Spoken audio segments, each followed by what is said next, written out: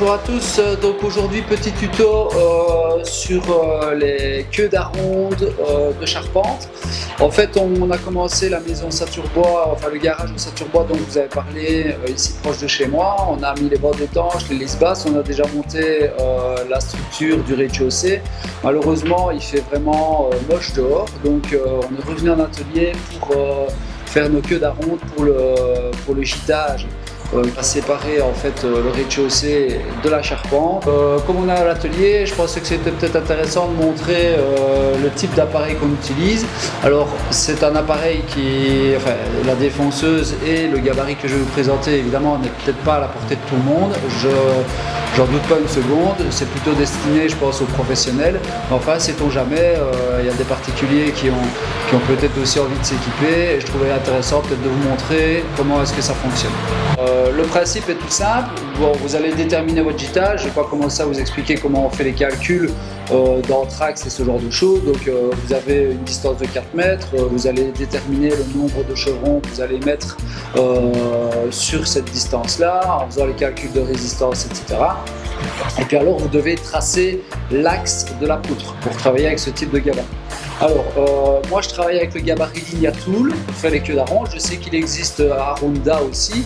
Alors, pourquoi est-ce que moi j'ai privilégié le Lignatool? C'est tout simplement parce qu'on travaille en sécurité complète. Donc, moi j'ai eu des ouvriers, là maintenant j'ai un stagiaire. Et je trouve intéressant quand même de travailler en sécurité. Donc, ici c'est lui qui va faire les queues d'aronde. Le système Arunda, en fait, la défonceuse est simplement posée dans le guide et c'est vous qui devez maintenir la machine. Tandis que le système Arunda, le système Lignatool, pardon, on vient fixer la défonceuse dans la petite réglette et voilà, elle est bloquée. Donc je n'ai pas besoin en fait de la tenir, elle est maintenue toute seule. Donc ça veut dire que quand on va défoncer avec notre fraise dans le bois, s'il y a un nœud ou ce genre de choses, il n'y a aucun risque de retrait de la défonceuse vers vous. Ok. Donc le principe des queues d'aronde, c'est quoi? Vous avez une fraise à queue d'aronde avec un roulement qui va venir en fait tout simplement épouser la forme de votre gabarit. Ok. Le gabarit, vous allez le régler en fonction de la taille de votre poutre. Donc ici, en l'occurrence, c'est des 180 par 60. Et donc, on doit régler à 3/4. Donc souvent, tout ce qui est tonneau mortaise, etc., c'est 2/3.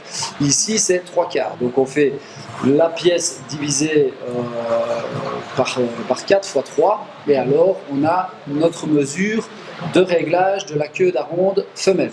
On commence par les queues d'aronde femelles. Une fois que les queues d'aronde femelles sont faites, on reprend le gabarit pour les queues d'aronde mâles et là dans ce cas-là on doit jouer parce que le gabarit d'usine n'est pas toujours parfaitement juste, donc on fait d'abord un essai avec 1 mm ou 2 mm de plus, on vient tester notre queue d'aronde mâle et puis alors après on vérifie si on doit redescendre et de combien et on vient régler notre gabarit. Donc le gabarit est composé de quoi? Donc ici vous avez la forme de votre queue et vous avez une coulisse qui vient s'intégrer sur le côté du gabarit où vous allez loger votre défonceuse sur la platine. Il y a une petite rainure ici, ça vient s'emboîter dedans. Une fois que vous êtes à plat, un quart de tour et elle est bloquée. Okay. Alors, pour la faire fonctionner, on a deux réglages. Donc on a une jauge d'épaisseur. Donc la jauge d'épaisseur pour les queues d'aronde femelles. Alors on règle à 28 mm. Donc on a 28 mm ici pour les queues d'aronde femelles. Et pour les mâles, on fait 25 mm pour qu'il puisse y avoir une dilatation. Donc je vais quand même le montrer ici. Donc on a 28 mm et 25 mm pour régler la profondeur en fait de passe de notre queue d'aronde. Pourquoi? Pour qu'on puisse avoir une dilatation du bois quand on vient enfoncer la queue d'aronde et qu'elle puisse venir vraiment à fleur de la soudure. Alors ce type de gabarit on peut aussi l'utiliser pour les angles, aussi bien en charpente mais aussi latéralement, donc il fonctionne dans tous les sens. Voilà, c'est un appareil qui est quand même assez intéressant et l'assemblage est beaucoup plus joli par exemple que de mettre des sabots métalliques et la résistance est plus importante avec des queues d'aronde bois-bois que des sabots métalliques. Donc voilà, on va démarrer notre défonçage, donc c'est lui qui va s'y coller. Alors important pour travailler avec ce type d'appareil, les protège-ouïes pour le bruit de la machine, mais surtout les lunettes, parce que voilà, il y a des risques d'éclat vers le haut et ce genre de choses. Alors, utilisation, Louis va le montrer. Donc, on commence toujours à démarrer sur le côté gauche de la fraise. On rentre d'1 centimètre pour éviter les éclats, et puis on repart vers la droite et on fait la totalité de la queue d'aronde. Ok? Oui, chaud patate. Ouais, je Ah ouais. cherche mon compte. Chaud patate.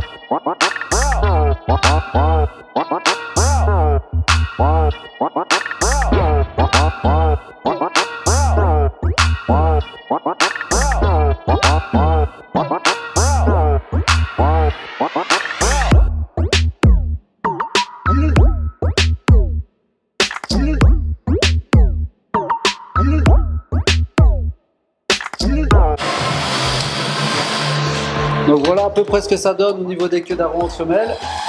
Et maintenant on va attaquer les queues d'aronde mâles. Donc on va tester, on va essayer de vous montrer ça et vous montrer l'emboîtement.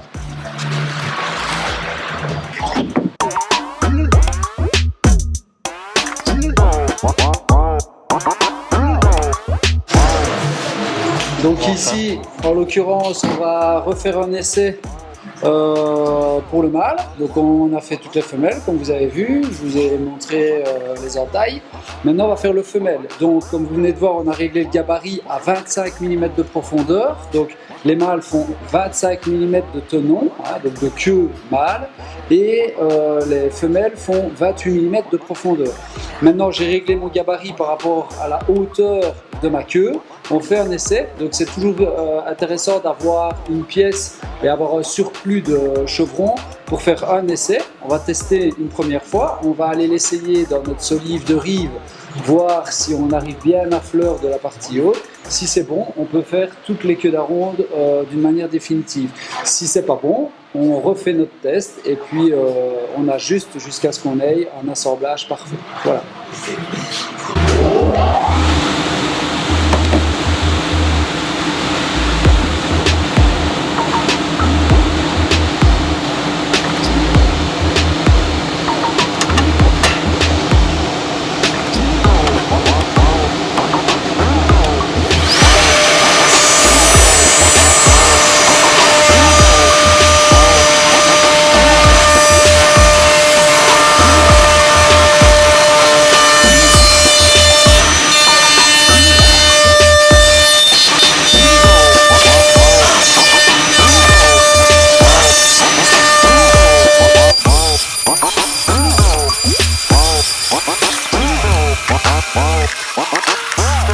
Tu mets tes lunettes, oui. Non, non. On va se faire tuer. On va se faire tuer. Le fait, quoi.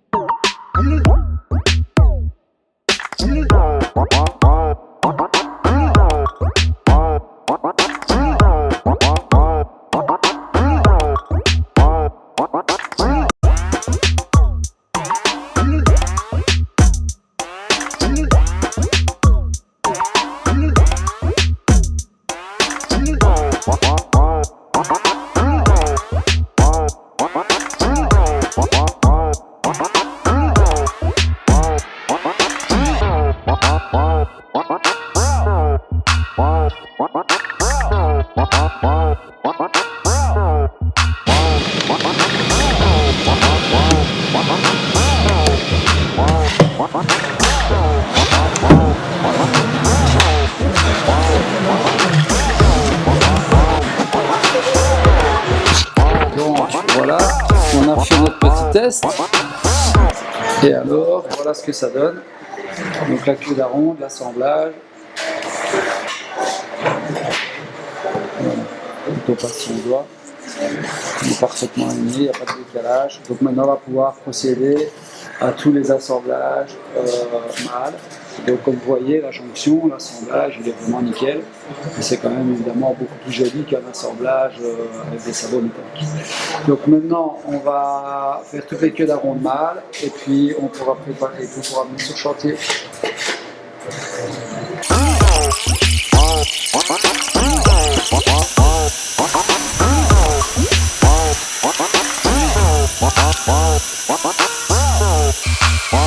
On se coupe. Encore une petite chose importante quand même à savoir, quand on fait des queues d'aronde comme ça, étant donné que c'est pour un solivage, donc un gitage de plancher, il faut toujours regarder s'il y a une bosse à votre solive. Donc si votre chevron fait, j'exagère évidemment, une banane, il faut toujours mettre la bosse au-dessus. Donc quand on fait la queue d'aronde, il faut toujours bien penser que le dessus de la queue d'aronde soit au niveau de la bosse. Après, ici, c'est du KVH, relativement stable et rectiligne, donc j'ai peu de bosses et peu de, de vagues dans le bois, mais ça c'est super important parce que si vous mettez votre bosse vers le bas, vous avez déjà, avant de commencer votre gitage et avant d'utiliser votre gitage, une panse de vache sur votre plancher, tandis que si vous avez la bosse vers le haut, naturellement elle va se redresser avec l'eau, etc., avec le poids et ce genre de choses, donc toujours bien veiller à ça.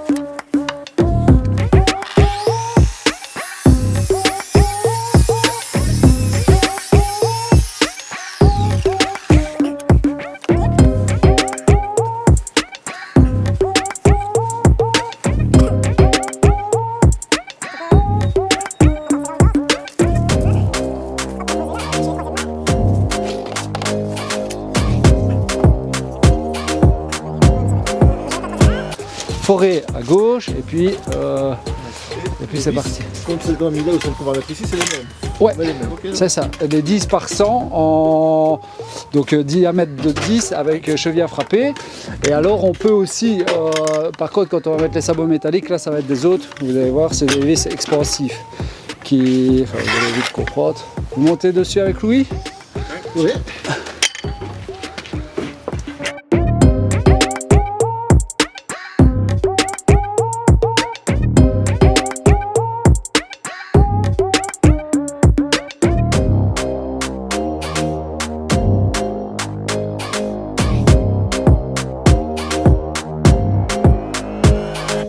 Donc combien? J'ai déjà tracé, c'était 343. Oh putain, qui va vite, qui va vite.